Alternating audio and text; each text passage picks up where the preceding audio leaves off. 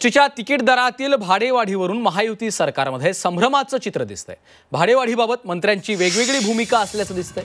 अजित पवारांनी एसटीची भाडेवाढ अद्याप झाली नसल्याचं म्हटलंय, तर जनतेशी निगडीत विषयांवर कॅबिनेटमध्ये चर्चेनंतर निर्णय घेतला जावा अशी भूमिका मंत्री चंद्रशेखर बावनकुळे यांनी मांडली आहे। दरम्यान भाडेवाढीसाठी कॅबिनेटच्या मंजुरीची गरज नसल्याचं परिवहन मंत्री प्रताप सरनाईकांनी म्हटलंय, तर मध्यरात्रीपासून एसटीची भाडेवाढ लागू झाली असल्याची अधिकृत घोषणा देखील प्रताप सरनाईकांनी केली आहे।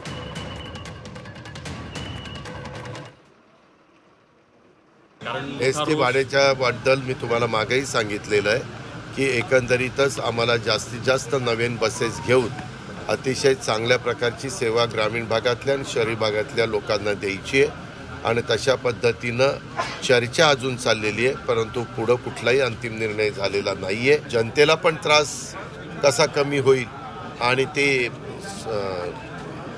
संस्था पण नीट कशी चालेल किंवा ते महामंडळ पण नीट कसं चालेल अशा प्रकारचा मध्यमार्ग आम्ही काढत असतो। अजित पवार परवाच्या दिवशी बोलले होते, काल असं काही भाडेवाढ झाल्यानंतर काही बोललेलं नाही, परंतु प्राधिकरणाच्या बैठकीमध्ये ही चर्चा होऊन चर्चेमध्ये 14.95% भाडेवाढ ही एसटीची झालेली आहे आणि ती अपरिहार्य आहे, कारण गेले 3 वर्ष ही भाडेवाढ झाली नव्हती आणि काल ही भाडेवाढ झालेली आहे कारण 3 कोटी रुपये दर दिवसाचा तोटा एसटी महामंडळाला होत होता, एसटी चालवणं कठीण होत होतं, अशी परिस्थिती निर्माण झाली होती।